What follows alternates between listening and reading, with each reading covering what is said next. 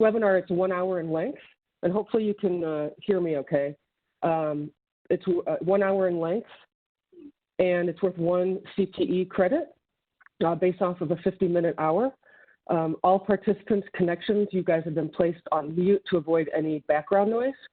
If you have any questions throughout the presentation, you can submit them using the QA chat feature, which is on the right-hand side of your screen.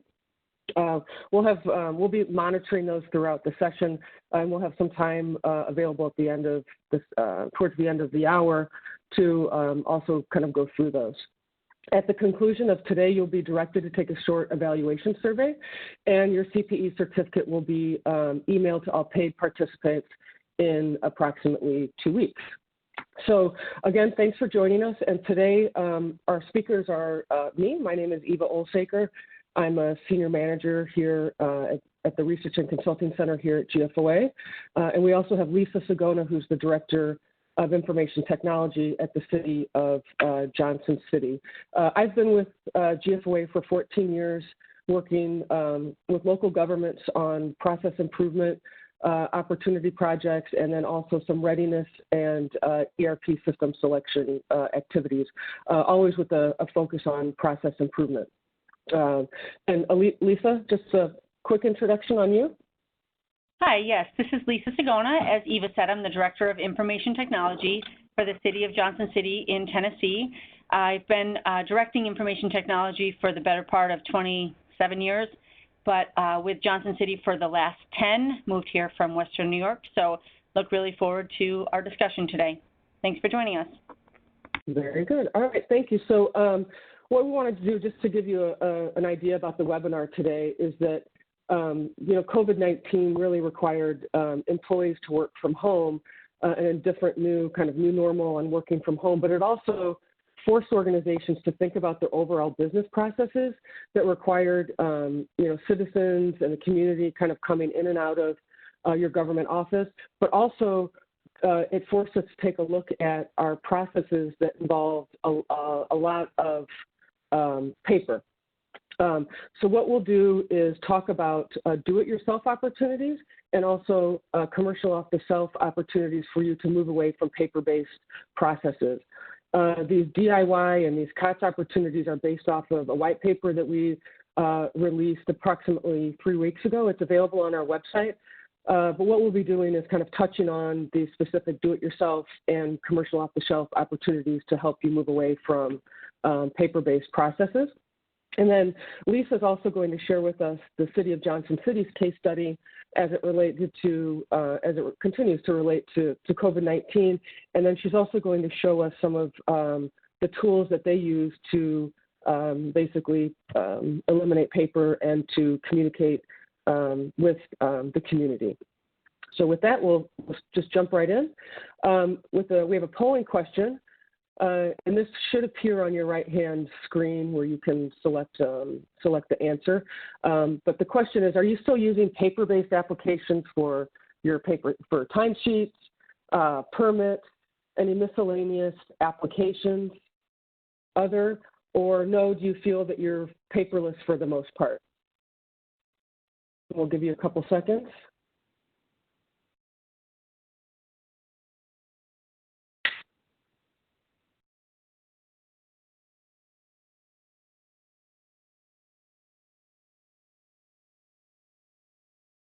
It should take a few seconds to populate. Okay.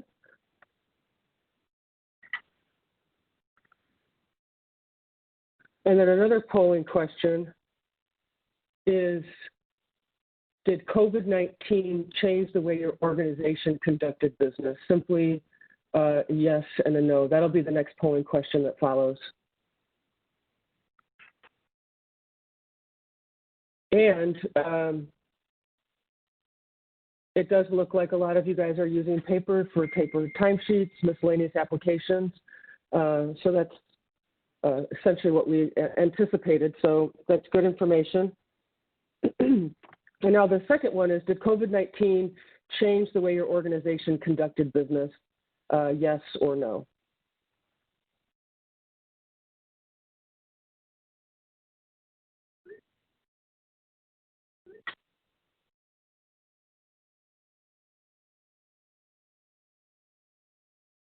Okay.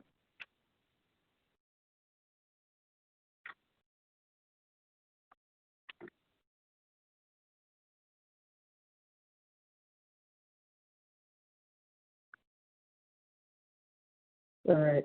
So move forward here. So what I essentially want to do is, so resounding 77% of you did indicate that COVID changed the way that you did business. And I suspect that kind of paper-based processes were a pretty significant part of that. So hopefully this will be helpful for some of you guys as well. So methods, so what we're going to talk about, and Lisa's going to be providing a case study and actually showing you a tool. But what we're going to walk through today are, again, these do-it-yourself opportunities and methods. So do-it-yourself would be something that would be kind of a basic solution to reduce paper with low or minimal costs, and using tools that are essentially kind of at your person right now, readily available, your mobile device, Excel spreadsheets, those sorts of things that you already have kind of at your person. The COTS, or the commercial off the shelf, would be software solutions that you're actually kind of implementing and purchasing. A couple examples could be Microsoft SharePoint, Wufoo, which Lisa's going to touch on, your ERP solutions, things of those nature. So again, the idea is, what are some kind of down and dirty, easy things that we can do fairly quickly, and what are some solutions that can really help us really leverage technology and to reduce paper. Okay, the first opportunity is electronic routing and workflow instead of paper forms. So, and again, when I work with organizations, we still see a lot of paper-based forms that are used to get approvals throughout the organization. So kind of a typical example would be kind of a multi-page PO approval sheet. So the idea is, the requester who wants the PO, they submit it, it goes to their immediate boss. The pink copy goes to the boss, they sign it, initial, it goes to the purchasing department, sign an initial, and then it goes maybe to the city manager for, approval. But the idea is that these are pieces of paper that are kind of shuffling throughout the organization to get your approvals. And in the age of COVID-19, those sorts of processes, essentially couldn't happen the way that they did previously. So a do-it-yourself kind of opportunity to address this would be literally, and it's very basic and easy, would be to just email or text the appropriate person, and then he or she can reply.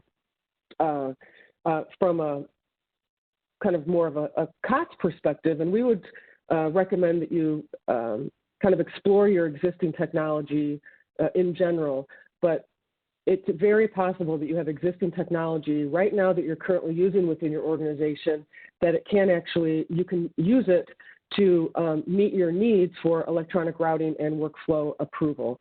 So a couple examples would be document management systems. They are also kind of collaboration tools where you can route and approve documents.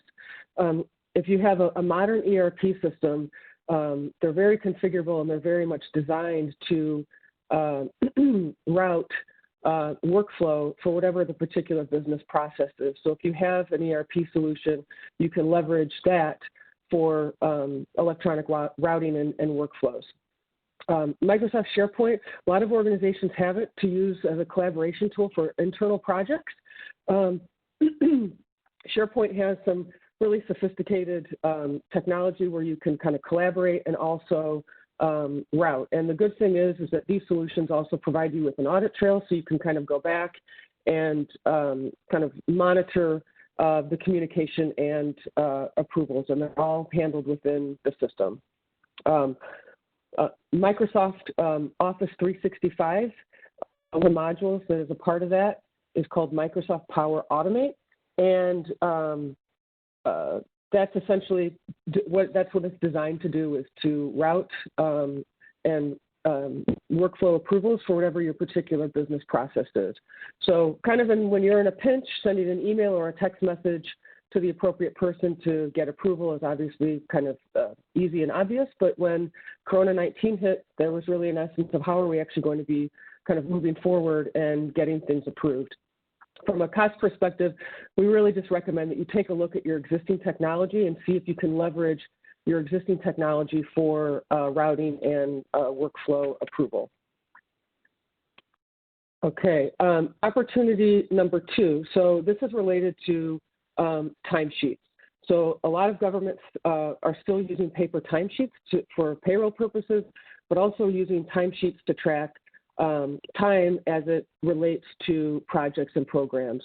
So the idea here is that, you know, everyone was filling out a paper timesheet, but no one's really working in the office anymore. So how are we actually going to collect people's times from a payroll perspective, but also from a labor allocation perspective on projects and programs?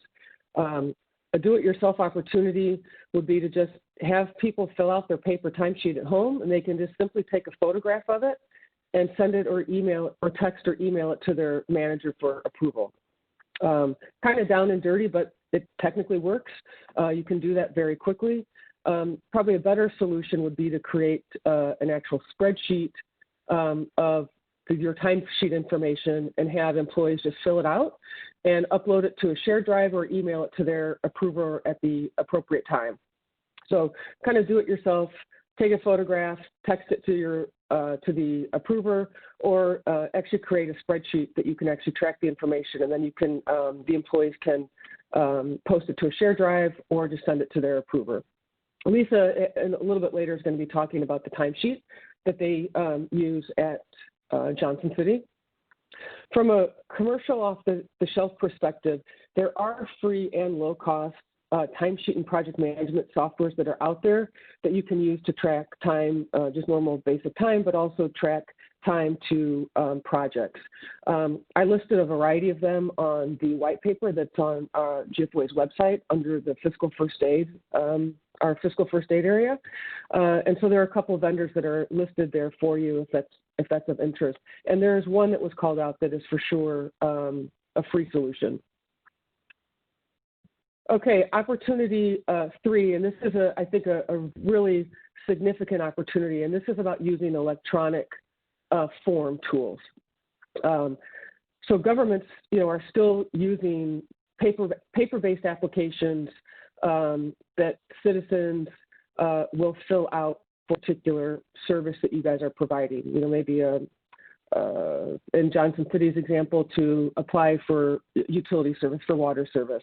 It could be related to you fill out a form for a building permit. But the idea here is that there are a lot of, paper-based forms that people would pick up at your local office, and they'd go back home and they would fill it out and they'd basically bring it back in. From a do-it-yourself perspective, what you could do is you could allow, post that form to your organization's website and just allow citizens to download it from your website. They can fill it out and scan it or take a picture of it and then email it back to the appropriate utility department, permitting department, whatever the appropriate department is. So, but the big thing would be post it to your website and allow your citizens to access it and then essentially submit it. From a cost perspective, you can eliminate that paper kind of altogether by building an electronic form. And the idea with these forms is that you're essentially mimicking and replacing a paper form and putting it into an electronic form, so you can collect the same information, and it allows people to do it at the comfort of their home, mobile device.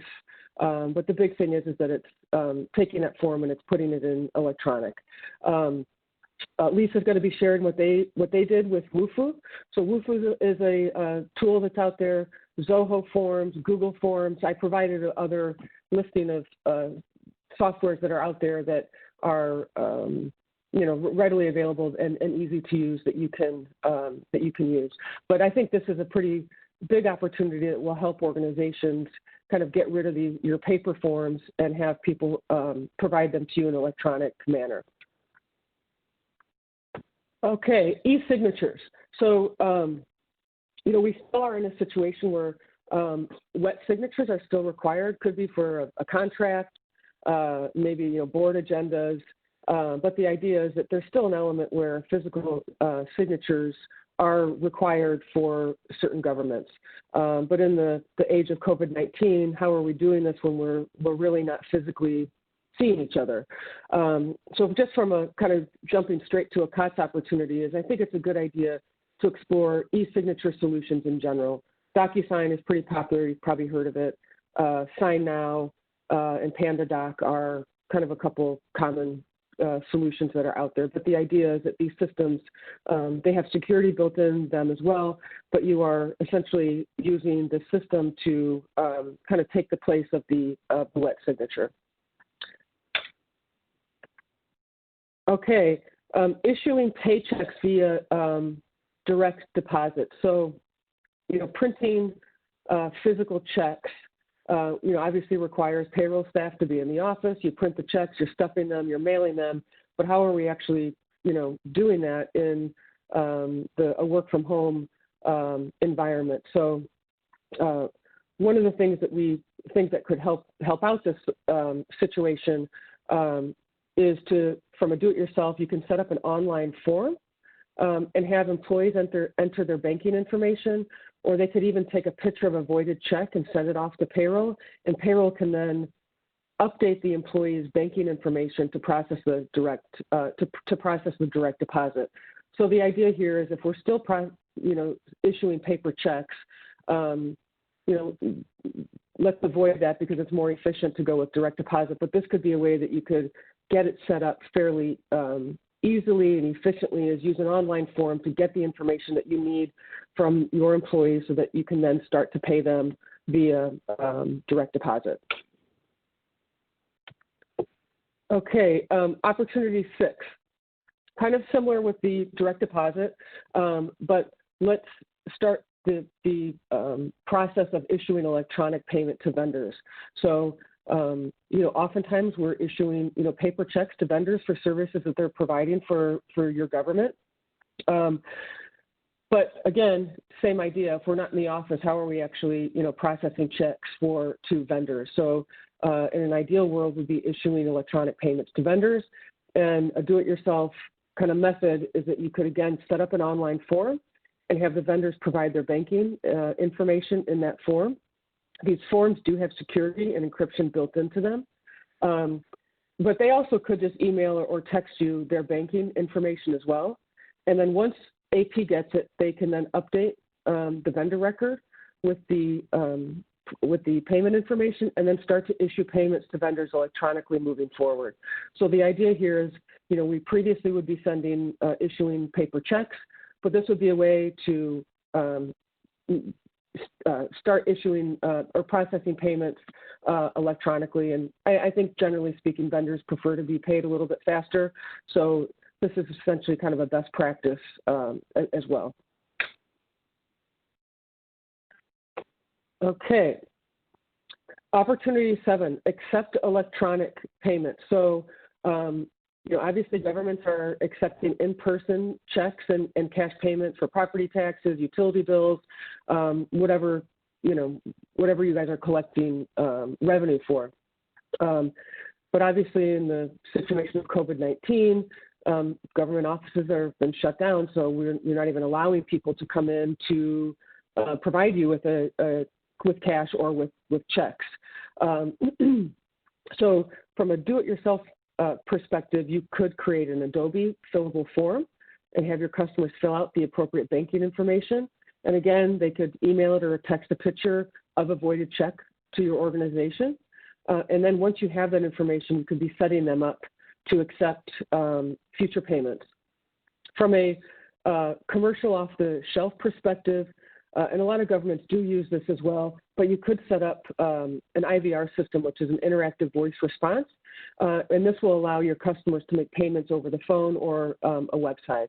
And these IVR systems are essentially acting as your third-party payment collection provider, so there's some additional security that is there. So kind of if you're in a pinch,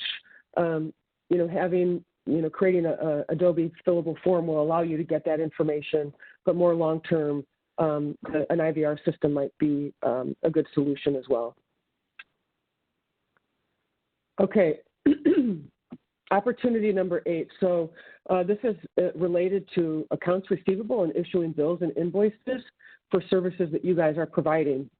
A lot of governments are issuing, like, if you don't have a financial system or an ERP system, literally issuing paper invoices to the community for services. Which, again, that's number one, it's not the most efficient, but in a situation of the coronavirus, we're not really, we can't really communicate and provide a paper bill to the community the way that we did in the past. So from a do-it-yourself perspective, you could create just a Word electronic version of your paper bills or invoices that you send out and email it to your customer instead of that actual paper invoice. So it could very well be maybe if police is providing a parade duty, and previously they would provide just a piece of paper or a paper invoice, they could now actually email the Word invoice to the community that was having the parade. From a commercial off-the-shelf perspective, and this is something that definitely takes some planning and readiness and, of course, funding, but you could, if you don't have a financial system now, is start the process of implementing an ERP or a financial system that actually has the accounts receivable module within that solution. And then from that point on, you would be doing all of your invoicing and tracking and your collections directly from within your financial system.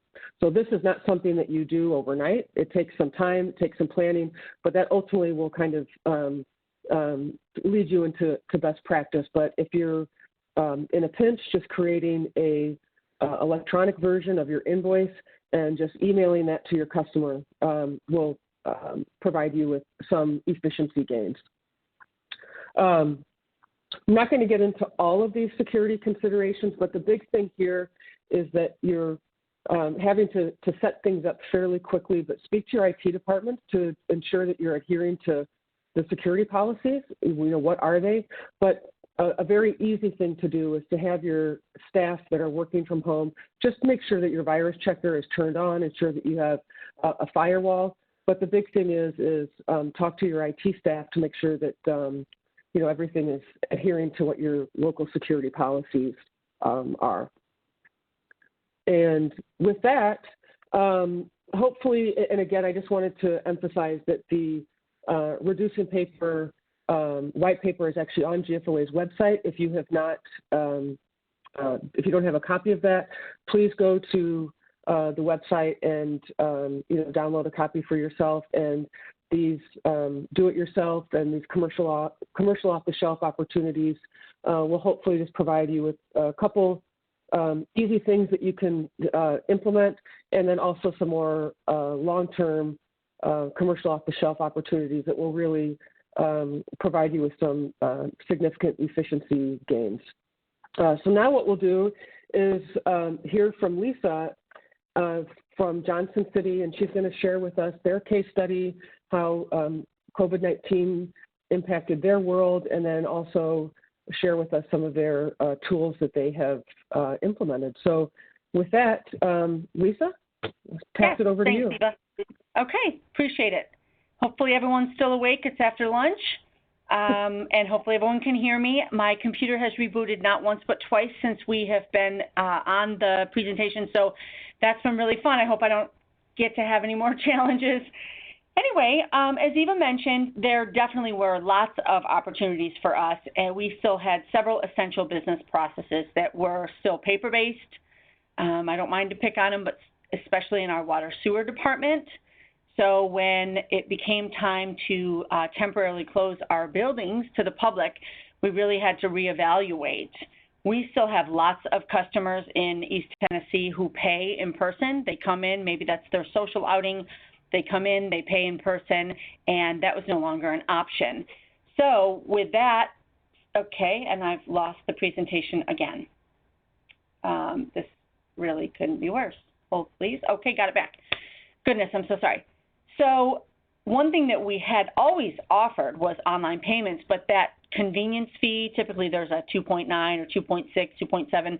That convenience fee for our state of Tennessee is passed along to the customer. So people are not anxious necessarily to pay online, which we could understand. So we have always offered a monthly draft amount to be deducted from your checking or savings account, and that's completely free. But many people didn't either know about it or had never taken advantage of that. Not to mention the process was not great.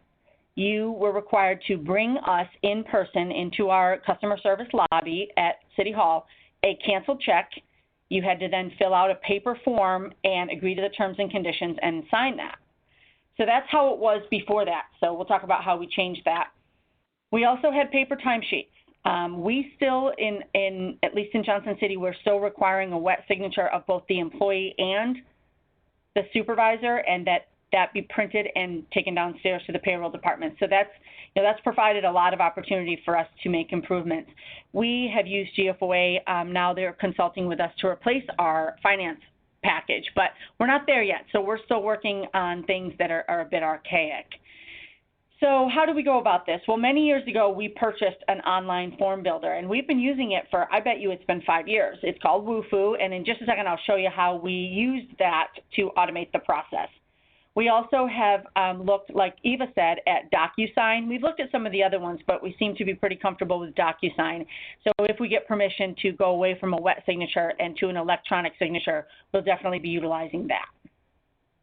So let's take a look. The first thing we did was when the manager called from Water Sewer and said, Lisa, what can I do about this automated, how do we go about automating this process? It was easy for us. We simply said, what is the information that you need? What are the fields? How does that look? They sent that paper to me, and I was able to recreate. Hopefully you can see my screen. You probably can't see my screen. Let's see if I try this again. Let me share my screen. Can anyone? Yeah, you're good. Eva, can you see that? Okay. Yeah, Everyone else is muted, so it's like asking an audience of people who can't have their voice. So here's the form that we created, simple bank draft form. There's a note here telling people that they're going to be required to upload a check, a scanned copy or a picture of their check. But it's pretty simple, account information, utility, account number, the service address, email address, phone number. You'll see the asterisk here. That means that those fields are required. Something to note with Social Security number, this field is encrypted. One of the things that's allowed in Wufoo are encrypted fields. So that never leaves the server. It's never routed around through the notification. That sits in a secure area. The bank name is something we are permitted to pass over Wufoo, but you are not permitted to pass routing numbers and account numbers. So that's how we got around it, by just asking people to upload a picture. So you could, go here to your computer, upload a picture, fill out the rest of the form, agree to the terms. You'll see here that I'm clicking. I'm not going to submit this because this is a live form that we use, and I've done that to them twice already today, and they're like, what are you doing? So that's the form that we're using now, and in the first 2 weeks, we had 200 people sign up for this auto draft, which is free, and since then, we've had at least 100 more. So it's really had quite the favorable response. Okay, so you'll see now that I've completely lost the seminar because I'm still sharing my screen. Okay, well, I'll just continue to go on to give a couple more examples of things that we did to go from a paper-based system to automated forms. One of them, again, in our water sewer department was a request for new utility. So you can now sign up for a utility, just answering a bunch of questions that are typical and would be on the paper form, agreeing to some terms and conditions. Of course, we involved our legal department to ensure that we're replicating and able to capture this information, agree to a term and a condition, and to submit that form. Another one was to terminate service. We get quite a lot of terminations because we have a large college group, and we have people who come here for grad school and undergrad, and so we do have a lot of people that sign up for service for just a few years and then terminate that. So now they have an easy way that they can sign up for and terminate their service for any utility. So that's been really helpful. The other thing that Eva mentioned that we did was create a somewhat of an automated timesheet. It's an Excel sheet, so it's not absolutely perfect, but it's taken, a lot less of an arduous process and made it certainly more automated. So now we have the ability to, plug in a date here using some formulas. It calculates the date on the timesheet. Comes pre-populated with 8 hours for salary people in the Monday through Friday. We're going to have a holiday here, so we can make a change to that. So this is what the timesheet looks like for us, and if at the end anyone would like us to share any of our forms with you, I'm more than happy to do so. We're completely open and transparent, and you're welcome to use our forms, minus the logo. So we're happy to pass that along, and Eva can let us know how that can be done. You'll see here that we need a signature, and the best way that we've decided to do so is to save, and it's going to come up, I promise you. We're going to save our document as a PDF because we already own Adobe Pro. We can tell it that we would like it to open that file after I save it, which there's the file name. We could maybe say Lisa Timesheet. And that should open, and it did, Adobe Pro. So Adobe Pro is something that we already own. It's pretty affordable, offers lots of tools, one of those being the ability to fill and sign paperwork. So you'll notice by the click of a button, I can place a signature that's been preloaded. If I were the supervisor, and I am for many of my staff, I could put, my signature right here. I could add a date. We'll pretend it's 7/3, never do this. Oh, this computer, since it rebooted, doesn't have its num lock on. Then we could even use the check mark. Some of our, the signs that we have reviewed somebody is to place a checkbox next to the amount of hours that we're paying. So that would be for the supervisor to do. Then we can route this. I'm not going to because Bob's going to wonder what I'm doing so early, but you could then send this. This document has now been signed. I can send this to Bob for a signature, and he can, get that to anyone who needs to enter it. We're also utilizing a distribution list. So my assistant who enters the payroll, that's a list that all of my staff send their timesheets to me and to her at that same time by using an email distribution list, and that's been pretty helpful. So I'll stop sharing my screen so I can get back to the PowerPoint here and talk to you a little bit more. So we went through the automated bank draft, the termination of service, new utility service, and electronic signatures, not to mention actually creating a better timesheet in Excel. So why did we use Wufoo? Well, as you can see here, and I don't need to read to you, it should be simple. You should be picking a software application that is affordable, very easy to program a form, and I'm going to show you if we have time at the end how to do one. It should be able to automate any workflow that you have. It should allow file uploads. It should absolutely be brand and website customizable so that you can match your brand and your website. It would be helpful for most people if it can accept an online payment, and there's a ton of integrations with Wufoo, which is another reason why we picked this. Real-time notifications, so the minute you receive a form, it can be emailed and text to the person who is receiving that. And that's all the things that we really, really like about Wufoo, in addition to the over 1,000 applications that they currently integrate with, and they tend to be making enhancements every day. So I don't want it to seem like this is a sale for Wufoo. I don't work for them. I'm not getting any kickback from them. I just wanted to let people know that there are really good applications out there that make it really simple. They also have the adaptability for mobility. So the mobile form, it's not, you don't need to create a separate form if somebody's going to be using it on a mobile device. It's automatically resized for the user, for the end user, so no matter what it is. So it should be really simple for your audience to fill in that form. That's just as important as how easy it is for someone inside of your organization to create the form. Later on, you'll see you can Google these for yourself. All I did was Google the top 10 web form applications, and this was the top 5, however much I could fit on this slide. So you'll see Wufoo actually came in here at number 5. So who knows? Maybe there is a better one out there. I know for us, it was a wonderful application. We were We were very fortunate to get on very early, so we have kind of grown along with them. It's owned by SurveyMonkey, so like I said, it has an integration with a bunch of different applications. So at this time, I would like to just share a little bit more with you on how to create one, since it seems like we have a minute or two still. I'm going to share my screen with you again. Okay, great. Thanks, Eva. I'm going to share my screen with you, and we'll go to the Wufoo Manager, and we'll just go ahead and create a simple form. I didn't mention this because I knew that this would be an example that would pop up, but Wufoo also has hundreds of built-in templates.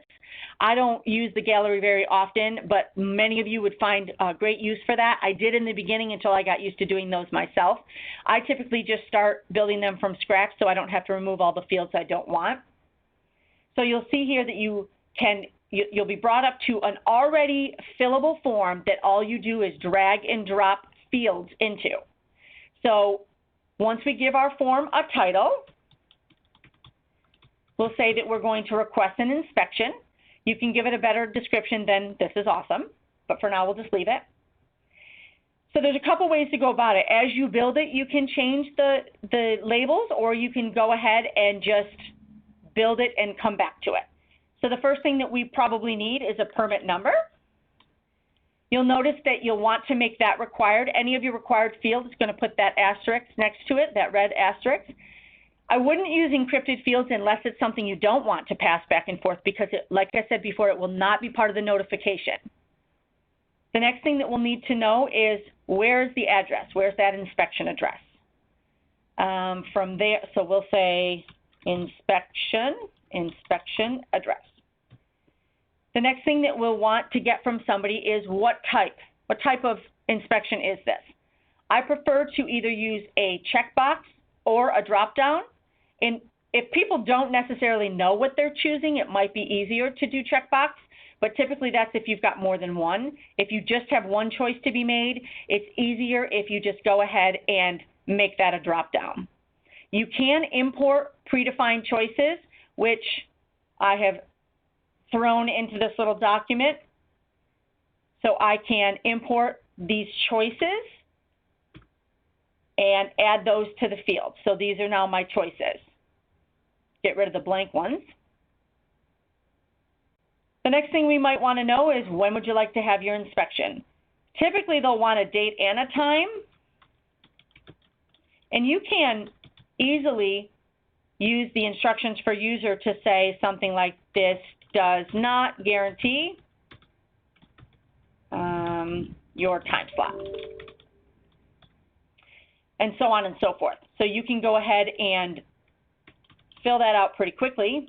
You see, all I'm really doing, other than typing badly, is dragging and dropping these fields. The next thing we'll want to get from people is certainly a phone number and an email. And lastly, their name. So I said lastly, their name. You might be thinking, wouldn't you want that first? So you can drag those around and, again, make things required. I would at least make these things required. If they don't request a time, that's okay, but I would definitely suggest that they're telling you what the date is that they're asking for, and the inspection address. So really everything's required, right? I mean, it's probably not on the form if it's not required. People are used to seeing something like this. So let's go ahead and save our form and then continue editing so I can show you quickly that you can apply a theme. So based on your logo, your website, you can predefine these themes. We don't have time to go into that, nor is this a Wufoo show, but that's what I have done in the past, is create a logo. So when we view our form, you'll see that our logo immediately was applied in the upper left-hand corner, and that here's our beautiful form that we created in what? Less than 5 minutes. Another thing you can use to create a form is Adobe Pro. So you can, again, it's not quite as simple. I mentioned before, it's not as simple to use. It's not as intuitive, but if you already own it, it's certainly something that you could give it a shot. So let's say we wanted to create a form, and you can do it from scratch or use a template, or as most people find use, you'll want to do so from an existing document that you're actually trying to automate. So let's see if I've got something out here. Yes. So let's say we have a requisition. Our purchasers we have lots of purchasing people in our organization, lots of people who, I should say, requisitioners. And so let's see if we can automate our blank requisition form. We'll say continue. It will take a second to build that form because there are lots of fields, but it's definitely going to take all of the cells where it sees information that could possibly or potentially be filled in, and it's going to look at those and give those fields immediately based on the header. So you'll see date requested. It knew to ask for date requested. How funny. I see this has been spelled wrong. That's funny. This is our actual form. So you'll notice here, what it doesn't do very well is totaling things. You'll actually have to do a little bit of work inside of the builder to get that. But for the most part, it did a pretty good job. Everywhere you see a black box would be a place that somebody could fill out. So if this was a form you put on your website, those would be areas in which they're typable. So instead of having just a PDF form that you have to print and fill out, each of these areas would be something someone could type in.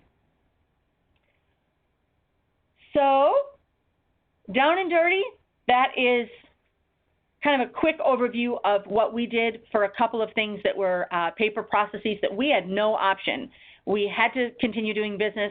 We couldn't do it as usual. We needed to make sure our customers had whatever they needed in the way of being able to contact our utility department, certainly employees being able to fill out timesheets.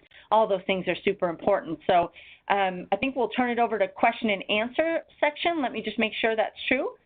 I'll let Eva pick back up, and if you all have questions about what I've presented or other things I haven't that you might ask about how we've handled things, I'm happy to answer. So Eva? Yeah, very good. So we'll just thank you very much. It was very helpful to get an understanding of how you guys reacted to COVID-19 and then also using your Wufoo tool. So we're going to have a quick polling question. And again, this will pop over on the right-hand side of the screen. Do you see opportunities where your organization can improve business processes and go paperless? So do you see opportunities where you can improve your processes and go paperless? Simply yes or no.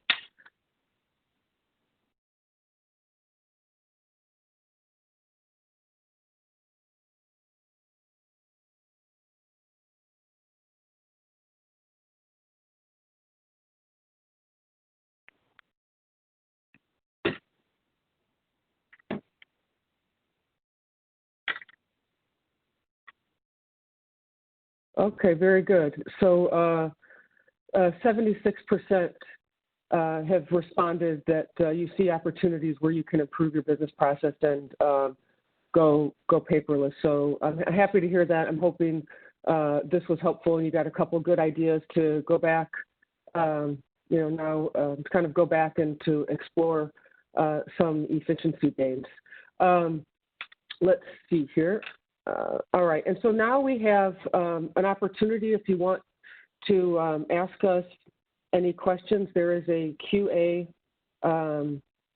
feature on the right-hand side of your screen.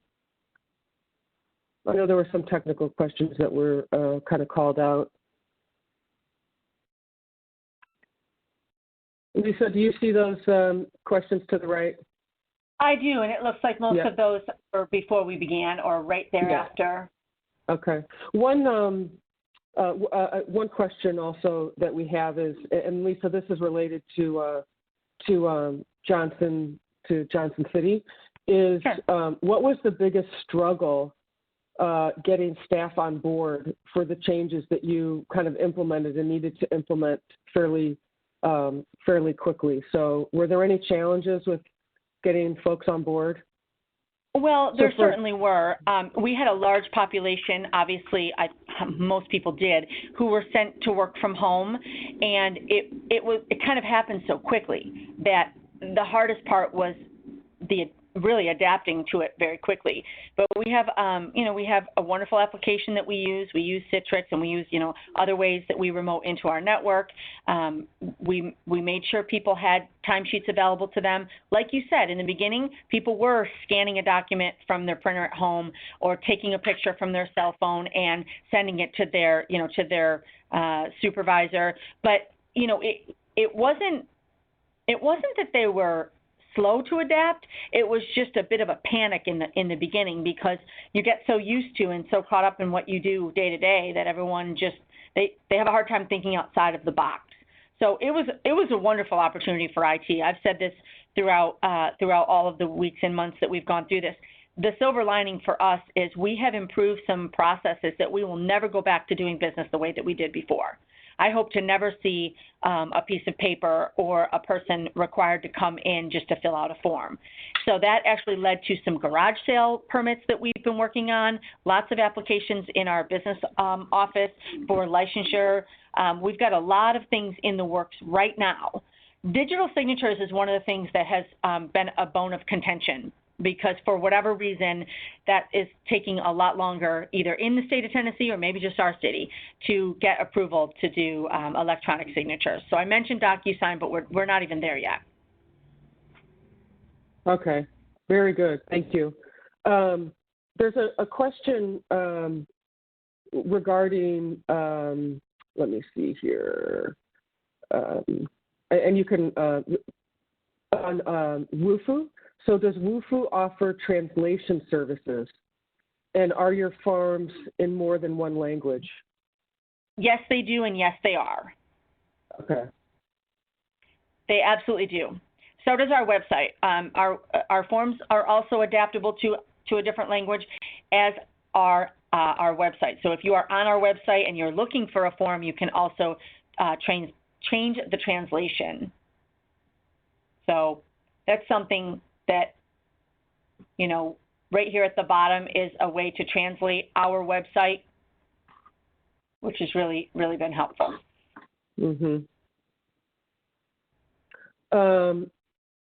And what type of storage and retrieval system has been developed for all of the electronic forms? Not sure if I'm you not see that sure 100% what that means, because Wufoo is a cloud-based application, so it is stored on a secure site that is hosted by Wufoo, and whatever we retrieve is then saved on our SAN, our storage access areas. We have file servers and whatnot, and that's where we store responses. But maybe it would be helpful if I mentioned the notifications. You can either run report, so you can set up a form to get a notification in your email or a text message. But then as a user of Wufoo, you can log into the site, run reports, look at entries. That's all done in the cloud. So each of those people with access to that information can run that for themselves. It's very simple. So we don't actually store those. Those are stored on the cloud. Okay, makes sense. Makes sense. And I'm not sure if you can speak to, Janet and whatnot, but with the accepting of the electronic payments, do you know how the bank reconciliation process happened on that with some of these forms? Well, I can tell you that we do not accept. We are not accepting payments electronically through a Wufoo form. Our electronic payments that we accept now, those are done through a third-party provider, and that is all handled through finance. So each night that file is downloaded and uploaded into our finance application in the morning. So, the Wufoo form for our agency is not being used to collect payments. Lots of agencies can. We're not one of those. There are many integrations, but my finance department is not comfortable with that yet. But I'm here to tell you other governments do that all day long. So I can absolutely get more information, but it's not something I can answer, because I still do the bank reconciliations for our agency. We still download a file from the bank, and then we upload that into our finance software, and I still do that for them. Yeah, that's something my people in IT are still doing, and actually I'm doing it until we replace the person who retired. So we're not integrating. Yeah, no, I hear you. There was just a question about if you guys are, meaning you, Lisa, I'm familiar with it, Smartsheet, if you have any experience with Smartsheet as a workflow manager. You do, Eva. You can speak to it all if you'd like. Yeah, no, I mean, I've run across it just in the sense that with working with local governments that have used Smartsheet to help facilitate workflow. I can't say that I have a ton of experience, hands-on with it, but I do know that it's a tool that's out there that is, also out there. Yeah, not something I'm using. Okay. And I don't really see any other questions that have come in. Is there anything else, Lisa, that you would like to share or close based off of your time at Johnson City and just kind of how you've embraced some of these cloud-based tools? Absolutely. I think for me, one of the things that we did was, we put together a security task force. We are meeting monthly now. That has helped us automate. So I think what that really has done is helped us to, govern data, get people more comfortable, assess the risks, look at our vulnerabilities, making sure that we can get people comfortable with technology. That way, if they're part of the process, that'll make it easier for them to automate something that they've held, in a paper form, near and dear to their heart. It's really lent itself to a whole bunch of different tools. We're replacing our utility billing software, as you know. We're replacing our finance application. We're looking at integrating, all types of things that people are using, from, automated building plans and permits and licenses. But what I think has helped is really meeting with people, talking face to face about their concerns, looking at, from a security perspective. People say all the time, oh, security is an IT thing, but it's really not. It's everybody's responsibility. Everyone is, a procurer of data. We all are mining data all day long, and we are, we in the IT department may not know anything about your process. So we meet with our departments and we talk a lot about, what they do, where are their struggles, where are the bottlenecks, where could we implement some better technology, where could we automate something. And if you look at it from a citizen's perspective, oftentimes they'll drive the process. So we just kind of talk about the kinds of things that we get from our citizens. We have a 311 system, and so we can reach out to people. We often, do some sort of email blast to our water sewer people that are part of our e-billing. So we do have a form for those people that want to stop getting a postcard and they want to just get that electronically through an email. So we have different vehicles that we can use to reach people. But I think what's really been helpful for us is to help come together as a task force to really understand how to communicate with other people, how to train staff on what to do, what to use, really understanding where people's limitations are and how we can help them, automate something. The Wufoo form is not going to be an answer to everything. That's what this seminar is about. But, there's so many things to automate. I think at the end of the day, it's helpful to hear about all of that. No, for sure. And hopefully also, I think the reality of it is that now people are more comfortable with it, that this just forced organizations to embrace technology a little bit, get rid of some of these old antiquated, processes with, paper POs, multi-copy paper POs. And once you start to really feel it, that you see the value in it, and people leverage it and move forward. So hopefully there might be a couple of interesting things that come out of this. Absolutely. And you mentioned you mentioned electronic records or document management software. Yeah. That's something that we're getting more and more people on board with, and helping them understand that a good software like that, you can take a piece of paper, you can scan that, let that be optically recognized right through the software, and then you can have templates that let you file something electronically just like you would in a filing cabinet, and then it's searchable at the end of the day by keywords, by templating, by locations, by just a word that might be on a document. So that's another example of things people are using, so that we can, instead of emailing things around, people are constantly emailing large documents around, and as the IT director, I frown upon that, because now that document has been stored 400 locations, taking up precious space, which is expensive. It's expensive to back up. It's expensive to virus scan, that. It's expensive to maintain, and there's 400 copies of the same document now. So SharePoint's an excellent tool to share documents back and forth. Other document management tools are wonderful in order to just send somebody a link. It's a secure link. They log in, they get the document, they speak to their piece, and that's it. So I think that's really helpful too. Yeah, no, for sure. And I would also just, also recommend when you take an inventory of your current systems that you guys are currently using, even SharePoint, for example. A lot of organizations use that for tracking and managing and collaborating on projects. You can use that as just an initial tool to help, document. If you don't have workflow, it can help you document kind of that communication. So don't forget about leveraging technology that you already have, and you might be able to kind of expand its usage. But again, thank you, Lisa, very much. I don't see any other questions come in. I did just want to reiterate that you can download the slides on the File tab, and they also will be on GFOA's website. We have a new website that was just launched a couple days ago, so go check that out. And by all means, if you have any questions for me or for Lisa, our email addresses are provided here, and we'd be happy to help you out and answer any questions that might have come up. So with that, again, your CPE certificate will be delivered in approximately 2 weeks, and I hope that this was helpful. Go check out Fiscal First Aid on GFOA's website, and thanks very much for attending. Thank you, Lisa. And, thank you all very much for having me. Yes, I enjoyed it. Close it. Thanks, everyone.